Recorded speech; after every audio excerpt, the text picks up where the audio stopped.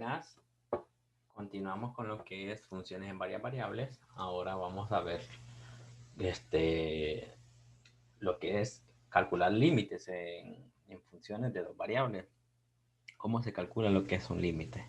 ¿Verdad? Siempre se mantiene la misma noción de cuando se calculan límites en una variable. Miren que la definición en dos variables es similar a la de una variable, ¿verdad? Decimos que la función f de x tiende a L, mira, un valor L, cuando el punto x, y tiende a un valor x, un punto, a otro punto, miren. Y escribimos eso, el límite de x, y tiende a x sub 0, y sub 0 de f de x, miren. O el límite de f de x, y cuando x, y tiende a x sub 0, y sub 0, ¿verdad? Es igual a L. Si para cada número épsilon mayor que 0 existe un número delta mayor que 0, tal que x, y en el dominio de f cumplen esto, que f de x, y menos L menor que epsilon siempre que se cumple esto. Entonces es la misma noción. Antes decíamos x tiende a x sub 0, f de x igual a L, epsilon y delta se mantenían. Aquí era f de x menos L menor que epsilon, aquí era x menos x sub 0 menor que delta. El valor absoluto de x menos x sub 0 menor que delta. Aquí ya esto se tiene la distancia entre dos puntos. Es menor que delta, ¿verdad? Como trabajamos con puntos, aquí ya se pone la distancia y es la misma lógica, ¿verdad? Para los límites se cumplen las mismas propiedades de los límites en una variable, ¿verdad? Que si dos límites existen, la suma de los límites existe, la resta, el producto y la división siempre y cuando el límite del denominador sea distinto de cero. Entonces, sin un límite por un valor, por una constante también. Entonces, todas esas propiedades se cumplen para límites en dos variables, ¿verdad? Las mismas propiedades de límites en una variable se cumplen para dos variables. Ahora la cuestión está, ¿cómo encontrar el límite de cuando tenemos ya en dos variables? ¿Cómo hacerlo? Vamos a calcularlo, vamos a ver ahorita cómo es. Tenemos el límite cuando x, y tiende al punto menos 1, menos 1. Miren, en este caso tenemos x al cubo, y al cubo, menos 1, x al cuadrado, y al cuadrado, menos 1. Vamos a ver. Fíjense que si evaluamos el límite, me queda lo que es el límite. Miren, lo voy a evaluar. Cuando x vale menos 1, y vale menos 1. Miren, este x es para este y este y es para esto, ¿verdad? Entonces, si lo evaluamos así que tal y como está, me quedaría menos 1 a la 3 por menos 1 a la 3 menos 1. Menos 1 al cuadrado, menos 1 al cuadrado, menos 1. Si lo desarrollan, esto queda 0 en el numerador y 0 en el denominador. Y esto queda lo que es una forma indeterminada, ¿verdad? 0 sobre 0. No puedo decir nada sobre ese límite. Entonces, cuando pasa esto, aquí como es en dos variables, vamos a intentar factorizar o hacer alguna otra cosa para encontrar el valor del límite, ¿verdad? No lo podemos dejar ahí. Entonces, vamos a ver si se puede factorizar o no se puede factorizar ese límite. Bueno, entonces me quedaría aquí el límite cuando x, y tiende a menos 1, menos 1. Y aquí en el numerador se puede escribir como una diferencia de cubos. Entonces, factorizándolo, quedaría x por y menos 1 por el primero al cuadrado, o sea, x cuadrado por y al cuadrado, más el primero por el segundo, x por y más 1. En el denominador tenemos una diferencia de cuadrados, o sea, x por y menos 1 por x por y más 1. ¿Miren? Y ya con esto eliminamos este factor y solo me queda igual al límite cuando x, y tiende a menos 1, menos 1. ¿Y qué me queda en el numerador? X cuadrado y al cuadrado más x por y más 1 sobre x por y menos más 1. Ahora procedemos a evaluar el límite. Aquí es al cuadrado, ¿verdad? Fíjense que esto al cuadrado me va a quedar positivo y me queda 1. Y menos 1 por menos 1 me queda 1. y más 1. Y aquí 1 menos 1 por menos 1 me queda 1 más 1. Y en pocas palabras el límite da 3 medios. O sea, el límite existe, ¿verdad? Y da 3 medios, ¿verdad? Entonces ahí tenemos, miren cómo calcular el límite. Vamos a hacer otro. Tenemos el límite cuando x, y tiende a 0,0, ¿verdad? 1 más la tangente de x por y sobre 1 más el seno de x por y todo esto elevado a 1 más sobre el seno de x por y. Ahora la cuestión está, miren que si lo evalúan, lo primero que hay que hacer es evaluar un límite, ¿verdad? Lo normal. Si lo evaluamos, aquí x tiende a 0 y ya tiende a 0, ¿verdad? Al punto 0,0. Entonces, al evaluarlo, mira que quedaría 1 y tangente aquí queda de 0, es 0, seno de 0 es 0. O sea, que queda 1 en el paréntesis. Y aquí, miren, 0, 1 sobre 0 y eso queda infinito y 1 al infinito. Si miran, queda una forma indeterminada, ¿verdad? Pero no es 0 sobre 0 o infinito sobre infinito. Y cualquiera diría, vamos a usar L'Hopital. Vamos a usar L'Hopital. Pues no. L'Hopital no la podemos usar, ¿verdad? Porque no conocemos cómo usar L'Hopital en dos variables. Es lo complicado. Entonces, ¿cómo hacemos? ¿Cómo hacemos la cuestión aquí? Bueno, entonces ya sabemos que es una forma indeterminada y no podemos hacer mucho. Que vamos a factorizar, no podemos factorizar. Bueno, lo que queda es, vamos a hacer una pequeña sustitución. Vamos a pasar de un límite de dos variables a un límite en una variable mediante una sustitución. Vamos a identificar qué es lo que hay en común en la expresión y y la vamos a hacer la sustitución. Si miran, el argumento de las funciones son el mismo. Entonces, vamos a decir que sea u igual a x por y. Miren. Ahora, ¿qué pasa?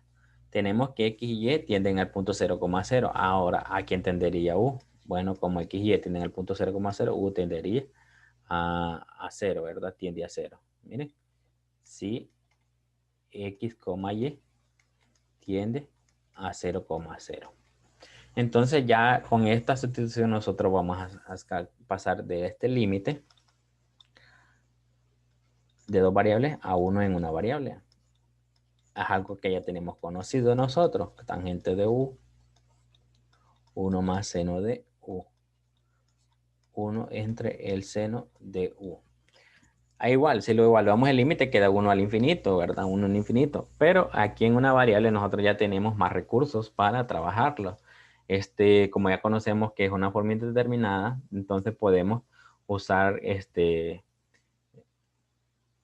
L'Hopital para resolverlo, otro mecanismo para resolver este límite. Bueno, como me queda 1 al infinito, vamos a intentar bajar este exponente que tiene esta función 1 sobre seno de u, lo intentamos bajar.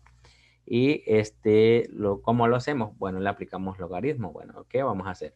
Vamos a llamar f de u a esa función, a 1 más tangente de u, sobre 1 más el seno de u, todo esto elevado a la 1 sobre el seno de u. Bueno, si le aplicamos el logaritmo a f de u, me obtendría lo que es al logaritmo de todo esto, ¿verdad? El logaritmo de 1 más la tangente de u sobre 1 más el seno de u. Y todo esto dividido entre el seno de u. Porque vendría a multiplicar el logaritmo y quedaría logaritmo sobre esto. Entonces ahora vamos a encontrar el límite de esto, ¿verdad? Ya sabemos. Vamos a tener el límite de el logaritmo natural de f de u, ¿verdad? Que esto me queda el límite cuando u tiende a 0, ¿verdad? A 0, cuando u tiende a 0, me faltó aquí, del logaritmo de 1 más la tangente de u sobre 1 más el seno de u sobre el seno de u. Bueno, si evaluamos el límite, fíjense que, miren, si u vale 0, aquí queda 1, logaritmo de 1 es 0 y seno de u de 0 es 0, quedaría 0 sobre 0, una forma indeterminada. Pero como es 0 sobre 0, nosotros podemos hacer uso de L'Hopital.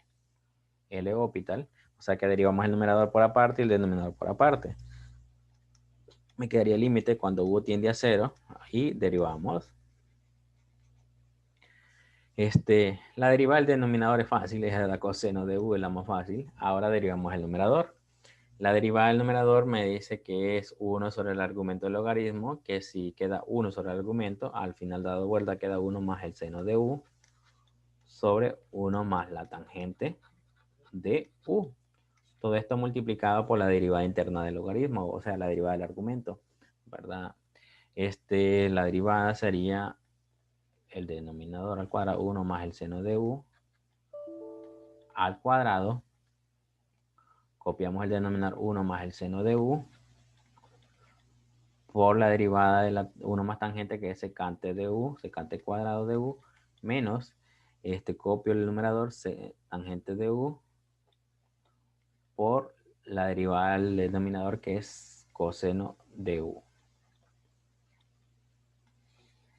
Coseno de u. Fíjense que 1 más seno de u se va a cancelar con uno de estos y solo queda esto. Bueno, esta última parte la voy a pasar a otra hoja. No. Vamos a pasar a otra hoja.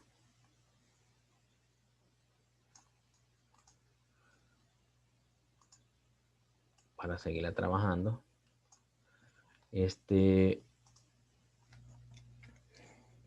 Tenemos entonces que simplificar.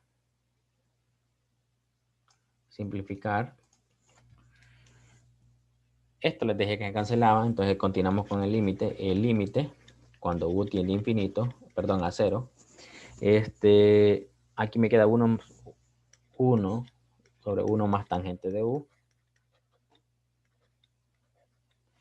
multiplicado por, si multiplico aquí me quedaría en el numerador secante cuadrado de u más seno de u por el secante cuadrado de u.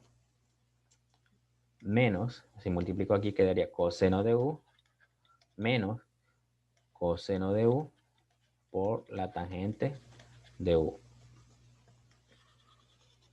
Todo esto entre 1 más el seno de u. Y se me olvida el coseno. El coseno se me olvida el coseno, todo esto entre el coseno de u. Esto debe de ir más en medio, este límite. Si no, va a parecer que solo es para el numerador. Aquí iría el límite cuando u tiende a 0.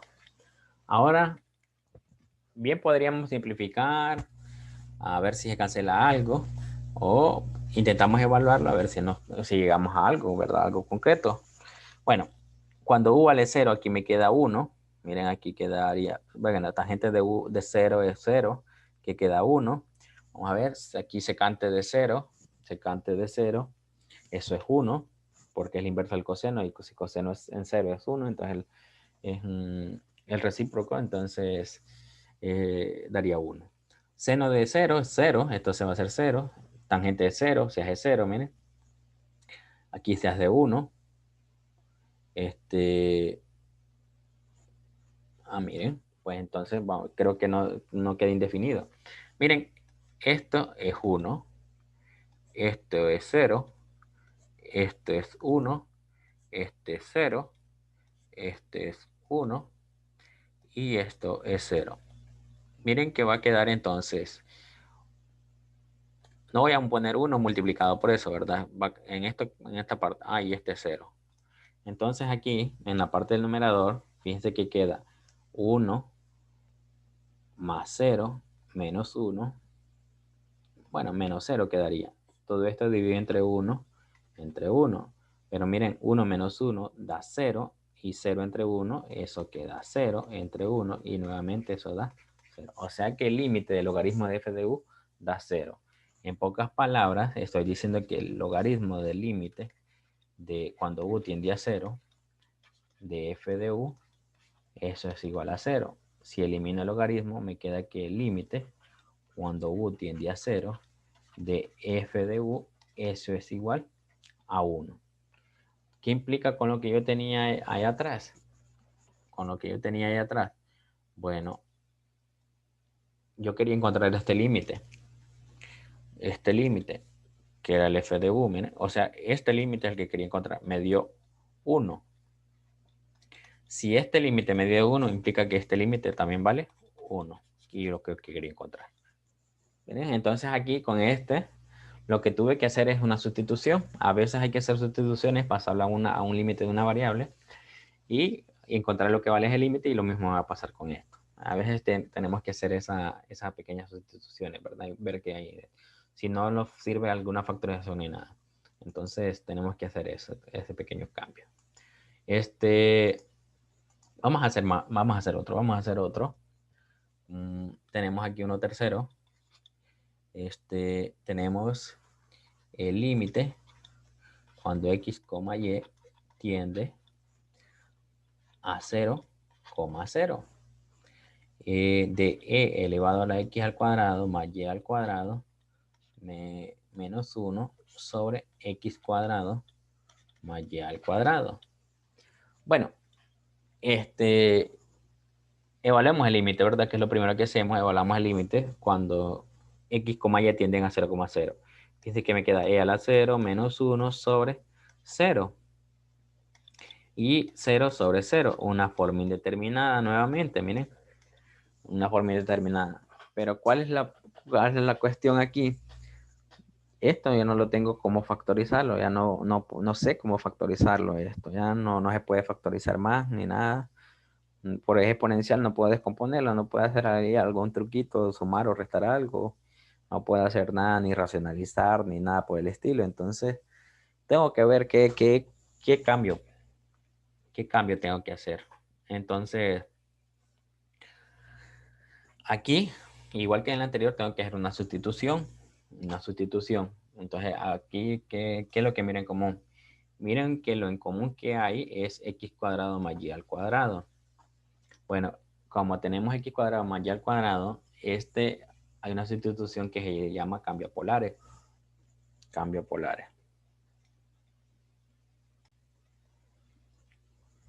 El cambio polares consiste en que pues, x cuadrado más y cuadrado se cambia por un r cuadrado.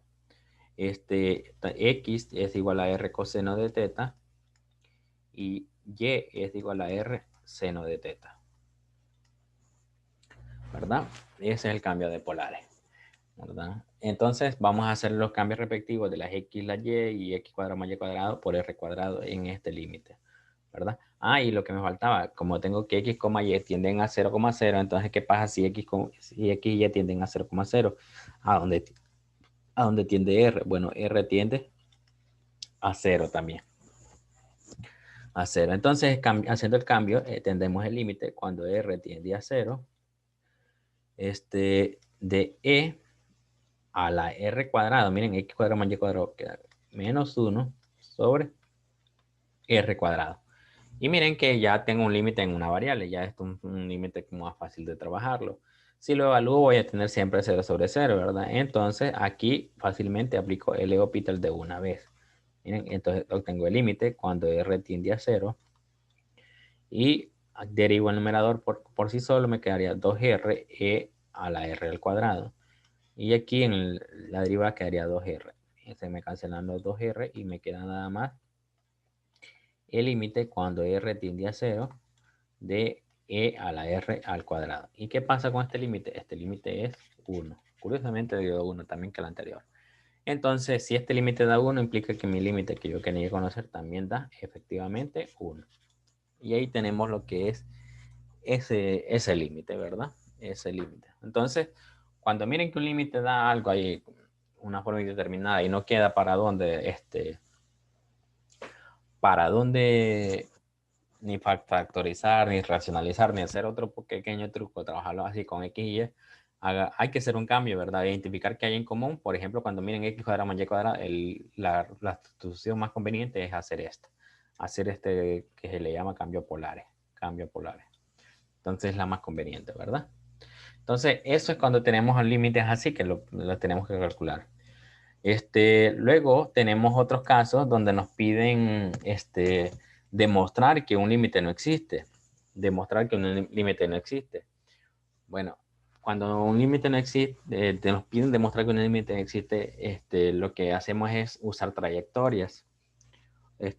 Usamos trayectorias y demostramos que por esa trayectoria buscamos trayectorias que pasen por el punto donde estamos diciendo que el límite tiende, o cuando el punto X como y tiende, buscamos trayectorias que pasen por ese punto, y como las trayectorias pasan por ese punto, y si hay alguna trayectoria que el límite es distinto a otra trayectoria, entonces ya ahí diríamos que el límite es distinto. Perdón, que el límite no existe, porque hay una trayectoria, me refiero a una función. Hay una función que pasa por ese mismo punto, pero no tiene el mismo límite que las demás funciones que pasan por ese mismo punto. Entonces ahí, con eso ya digo que el límite no existe de esa función en ese punto. Entonces, para cuando me pidan demostrar que la existencia o no existencia de un punto, lo que me voy a usar es trayectoria. Normalmente, el punto que siempre se piden buscar, que no, demostrar que el límite no existe en qué punto, es el 0,0. Y las trayectorias que se usan para el punto 0,0, una de ellas es, por ejemplo, y igual a x, x igual a y también, o en forma general y igual a mx, ¿verdad? Es más general. Acá x usan algunos libros, por ejemplo, y igual a x al cuadrado. Estas son trayectorias que pasan por el punto x al cubo, ¿verdad? Y igual a x, que pasan por el punto 0,0. Por ejemplo, si el punto es el 0,0, ¿verdad? Se usan estas porque todas estas pasan por el origen. Todas estas curvas pasan por este punto. Entonces se usan estas trayectorias, ¿verdad? Entonces, si usando estas trayectorias el límite no da igual, entonces significa que el límite no existe. Si, pues, como estas estas no son las únicas curvas que pasan por ese punto, hay infinidad, ¿verdad? Pero que pasen todas estas, que el límite exista por toda esta trayectoria no significa que ya el límite de la función va a existir, ¿verdad? Esto solo sirve para demostrar que no existe. Para que exista no funcionan esto de las trayectorias. Quizás está un poquito confuso verlo así, ¿verdad? Verlo así. Vamos a ver algunos ejemplos. Vamos a ver algunos ejemplos, usando trayectoria. Demostrar la no existencia de un límite usando trayectoria. Vamos a ver. Bueno, vamos a demostrar la no existencia de un límite no dado aquí. Tenemos el límite cuando x, y tiende a 0,0 de qué función, de x por y al cuadrado, x al cubo más y al cubo. Bueno, aquí tenemos esta función, ¿verdad? Me piden demostrar que el límite no existe cuando me acerco al punto 0,0. Entonces, como me piden demostrar que no existe, vamos a hacer uso de las trayectorias. Vamos a hacer uso de cualquiera de ellas, ¿verdad? Aquí nosotros podríamos usar cualquiera de todas ellas. No estamos obligados a seguir un orden. Aquí es al cuadrado. Aquí, por ejemplo, puse mx, ¿verdad? Que esta simboliza, por ejemplo, y igual a x cuando m vale 1. Cuando m vale 2 quedaría 2x, y así pueden usar varias ustedes cualquier número, ¿verdad? También, en vez de en forma general, usar y igual a kx al cuadrado, ¿verdad? También es otra, ¿verdad? Siempre pasa por el origen, no importa el valor de k. Y igual a kx a la 3, también. Entonces, cualquiera de ellas funciona, ¿verdad? A veces las más convenientes usar es estas, que quedan de un valor, que tienen una constante ahí asociada. Ya van a ver por qué. Bueno, vamos a usar trayectorias. Aquí, como les digo, pueden usar cualquiera. Pueden usar cualquiera. Este lo voy a hacer de dos formas. Por ejemplo, voy a usar la trayectoria y igual a x. Y igual a x, esta trayectoria. Esta es una función que pasa por este punto 0,0, ¿verdad? Esta, ¿verdad? Cumple el punto. Entonces, ¿qué es esto? Y igual a x. Bueno, entonces, en este límite, y se convierte en x. O sea que, ¿cómo me queda el límite ahora? El límite, cuando x tiende a 0, miren. Y yo ya sé que aquí es y igual a x la trayectoria. Y igual a x, por eso pongo, ¿verdad? ¿Cómo se me convierte la función ahora? Como y es igual a x, miren aquí quedaría que x por x al cuadrado. Y aquí me queda x al cubo más x al cubo. Miren, esto significa. Ahí entonces me queda el límite cuando x tiende a 0. ¿De qué? Aquí me quedaría x al cubo sobre 2x al cubo. Miren cómo me da el límite ahora. El límite me da 1/2. Ahí obtengo el límite. Vamos a ver usando otra trayectoria. ¿Qué pasa si digo y igual a, por ejemplo, 2x? 2x, vamos a ver si me da el mismo límite. Si me da el mismo límite. Entonces, sería el límite cuando x tiende a 0 nuevamente, porque ya y se va a convertir en 2x. Aquí a y la voy a cambiar por 2x. Me quedaría x y la y me queda 2x al cuadrado, miren. Al cuadrado. Aquí queda x al cubo más 2x al cubo. Me quedaría el límite cuando x tiende a 0. ¿De qué? De aquí me quedaría x al cuadrado por x, quedaría 4x al cubo. Y aquí quedaría x al cubo más 8x al cubo. Miren que el límite, en este caso, si lo sumo esto, me va a dar que me queda el límite cuando x tiende a 0 de 4x al cubo sobre 9x al cubo. ¿Cuánto de límite? 4/9. Distinto a este. Miren que usé dos trayectorias distintas que pasan por este punto y encuentro que me dan distinto valor. Encuentro que me dan distinto valor. ¿Con esto qué obtengo? Bueno, con esto obtengo que ya este límite no existe porque tengo dos trayectorias o dos funciones que pasan por ese punto y no tienen el mismo límite. Entonces, con eso significa que este límite no existe. No existe, ¿verdad? El límite no existe, ¿verdad? Esta es una forma de hacerlo, ¿verdad? Bien podrían poner, en vez de poner 2x, poner x al cuadrado y ver qué pasa. A ver si encuentran el límite. Poner x al cuadrado y ver qué pasa, ¿verdad? Es una forma también de hacerlo, poner x al cuadrado, x a la 3, todo es tomar una función que pase por ese punto, ¿verdad? Y hacer este mismo trabajo. Otra forma de hacerlo, otra forma, es tomar las funciones más generales, ¿verdad? Sería tomar la trayectoria y igual a mx o kx, como quieran ponerle, ¿verdad? M es una constante que va a variar. Entonces ahora sería el límite cuando x tiende a 0 y a y lo voy a cambiar por mx.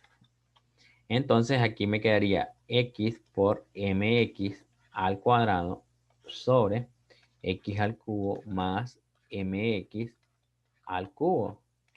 Me quedaría entonces el límite cuando x tiende a 0. En el numerador me queda m cuadrado por x al cubo. Y en el denominador me queda x al cubo más m cubo x al cubo.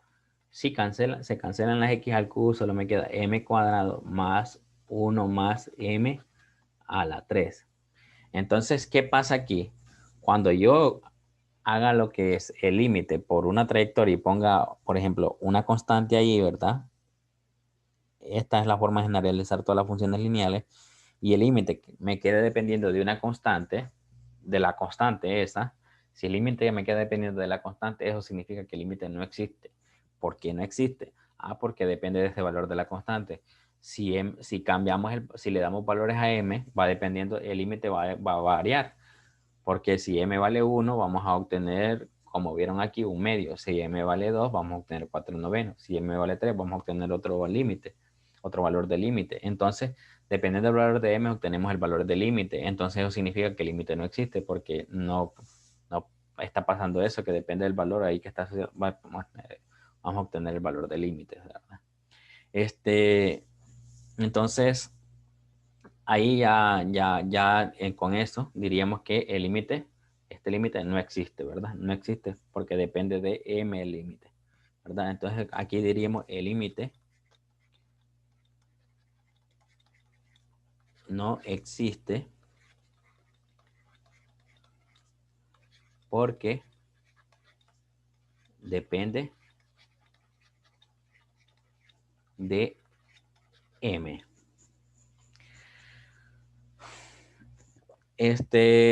¿Qué hubiese pasado si se deben de preguntar? ¿Qué pasa si hago dos trayectorias y me dan igual? Bueno, ahí no puedo concluir nada. Tengo que buscar otra trayectoria, a ver que me dé distinto. Hasta que me encuentre ahí, que me dé distinto, puedo concluir que no existe. Si me dan iguales, no puedo decir que el límite existe, ¿verdad? Por eso aquí, cuando les digan demostrar la no existencia de un límite, tienen que usar las trayectorias, ¿verdad? Si no, si quieren probar que el límite existe, usen lo anterior que mirábamos antes, ¿verdad? Si quieren probar que el límite no existe, usen trayectorias, ¿verdad? Posiblemente, si el límite existe, no, todas las trayectorias les van a dar igual y no van a llegar a algo concreto, ¿verdad? Si no existe, deben de haber algunas dos trayectorias que el límite de distinto, que el límite es distinto. Entonces, para quedar un poco más claro, vamos a hacer un segundo de estas, de trayectoria. Tenemos el límite cuando x, y tiende a 0,0 de x a la 9. Permítame.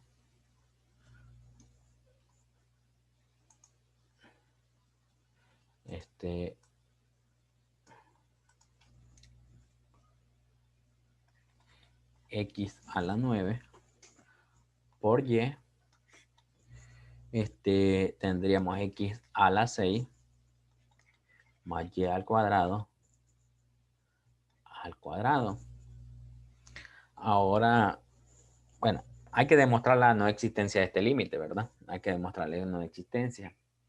Entonces vamos a ver cómo hacemos para probar que este límite no existe. Lo vamos a hacer por las trayectorias. Entonces podemos buscar varias trayectorias, usar dos trayectorias o una tan siquiera, o una, ¿verdad?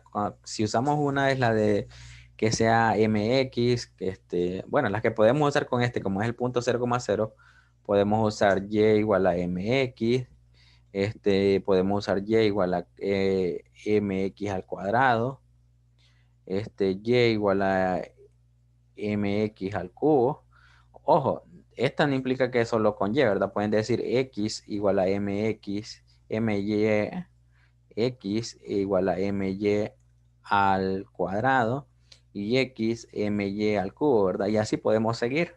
Así podemos seguir, ¿verdad? Con funciones que sepamos que pasan por el origen. Pasan por el origen. Y ahí podemos encontrar otras funciones también, ¿verdad? Que pasen por el origen.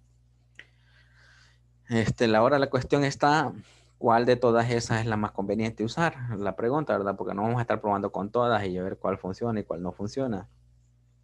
Bueno, eh, como, como truco o sugerencia, a veces lo conveniente es tratar de poner que toda la variable, por ejemplo, si voy a sustituir a y por x, dejar que todas las x queden a la misma potencia, tratar de hacer eso, ¿verdad?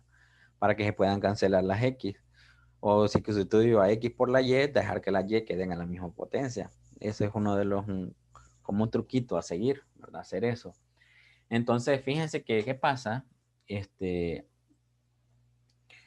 pasa si yo diría x si a y la cambio por x, miren, me quedaría potencia 10, la x en el numerador.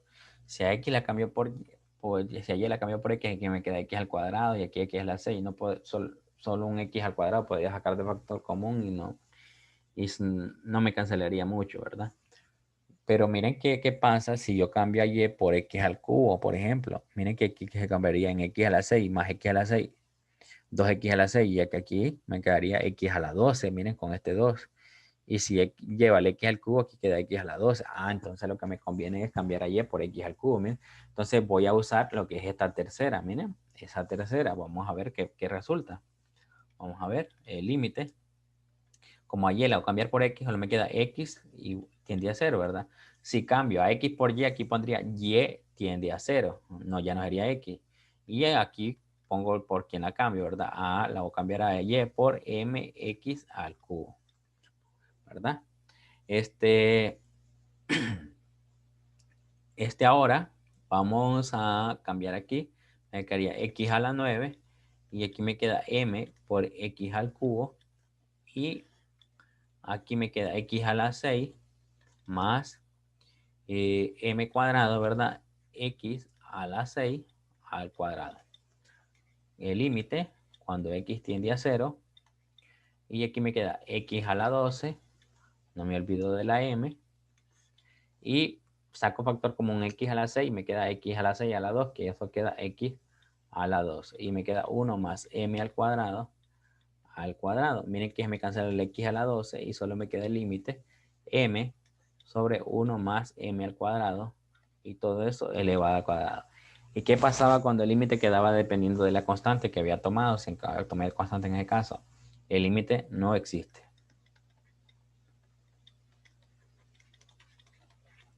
No existe. Y con eso basta. No necesito buscar otra trayectoria o algo, porque ya encontré que depende del valor de m. Por ejemplo, si aquí le doy a m igual a 1, voy a obtener lo que es un cuarto límite. Si m vale 2, voy a tener otro valor y ya tendría dos trayectorias. Entonces, no tiene sentido porque aquí me queda dependiendo del valor de m y se entiende que si cambio el valor de m, voy a tener distintos valores de límite con distintas trayectorias.